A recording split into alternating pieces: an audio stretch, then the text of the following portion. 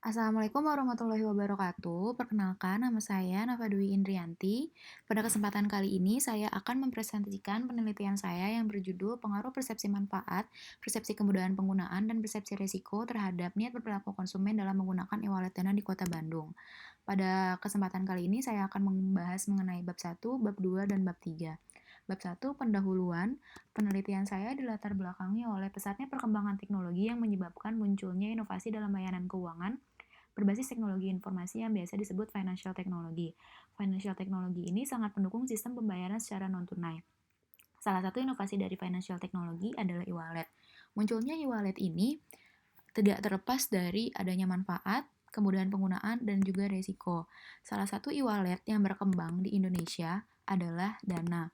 Dengan menggunakan Dana, kita dapat melakukan berbagai macam transaksi yang tersedia, seperti saldo Dana, transfer bank, kartu kredit, dan juga setor tunai melalui minimarket, serta Dana bekerjasama dengan berbagai platform, contohnya Tix ID yang dapat memudahkan dalam pembayaran tiket secara online. Tetapi di sisi lain, Dana masih memiliki beberapa masalah, seperti pada saat top up saldo atau saldo yang ada pada Dana berkurang dengan sendirinya. Maka dari itu, rumusan masalah dalam penelitian ini adalah sebagai berikut. Pertanyaan penelitian dari penelitian ini adalah sebagai berikut, juga tujuan penelitiannya sebagai berikut. Manfaat penelitiannya sebagai berikut, juga ruang lingkup penelitiannya dengan variabel laten dan juga lokasi objek penelitian.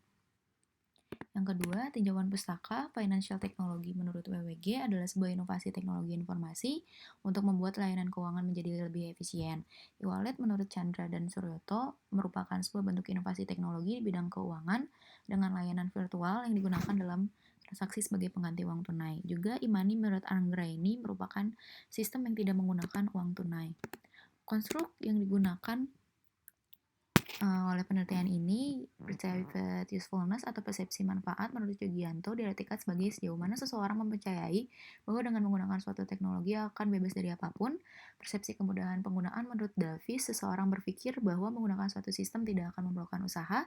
Perceptris menurut Benke adalah manfaat negatif yang dirasakan oleh konsumen sebagai risiko yang akan didapat oleh konsumen akibat mengonsumsi sebuah produk. Juga niat perilaku menurut Davis adalah tingkatan minat seseorang untuk melakukan perilaku tertentu. Maka dari itu, kerangka pemikirannya adalah sebagai berikut.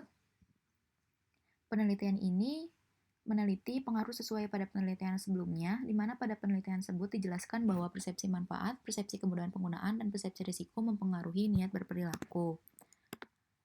Hipotesis penelitian merupakan jawaban sementara terhadap masalah penelitian sampai terbukti melalui data dan terkumpul dan harus diuji.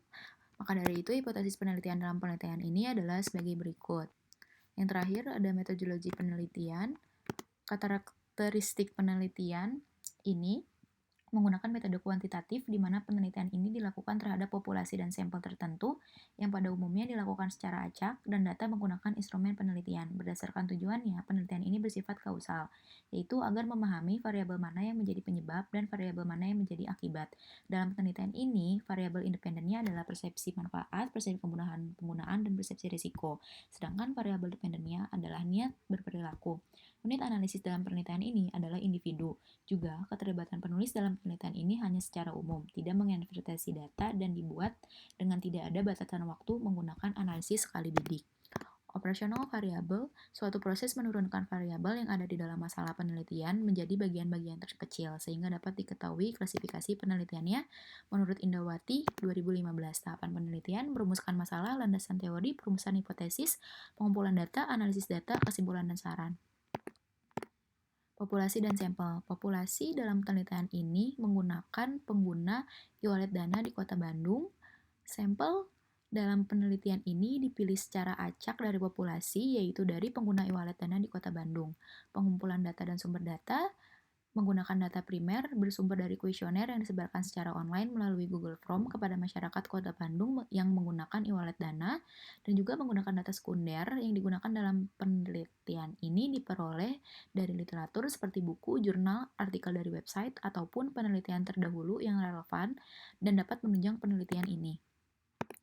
Uji validitas. Uji validitas dilakukan agar data yang digunakan benar-benar andal, sehingga hasil penelitian dapat dipertanggungjawabkan. Kuesioner dianggap valid apabila R hitung lebih besar dari R tabel. Berdasarkan pengolahan data uji validitas, bahwa dari item pertanyaan memiliki nilai korelasi atau R hitung lebih besar dari R tabel. Dengan demikian, semua pertanyaan item kuesioner tersebut dinyatakan valid. Uji reliabilitas merupakan ukuran kestabilan dan konsistensi responden dalam menjawab hal yang berkaitan dengan konstruk pertanyaan yang disusun dalam bentuk kuesioner. Instrumen dianggap reliable jika nilai alfa lebih besar dari 0,60. Berdasarkan pengolahan data uji reliabilitas, nilai alfa lebih besar dari 0,60, maka dinyatakan bahwa instrumen tersebut reliable. Yang terakhir ada teknik analisis data. Penelitian ini menggunakan analisis regresi berganda karena memiliki variabel independen lebih dari 2 dan juga menggunakan koefisien korelasi karena ingin mengetahui kekuatan hubungan atau seberapa berat hubungan antar variabel independen, dan juga koefisien determinasi karena ingin mengetahui seberapa besar persentase pengaruh variabel independen terhadap dependen secara terpisah. Sekian presentasi dari saya, mohon maaf bila ada kesalahan. Terima kasih.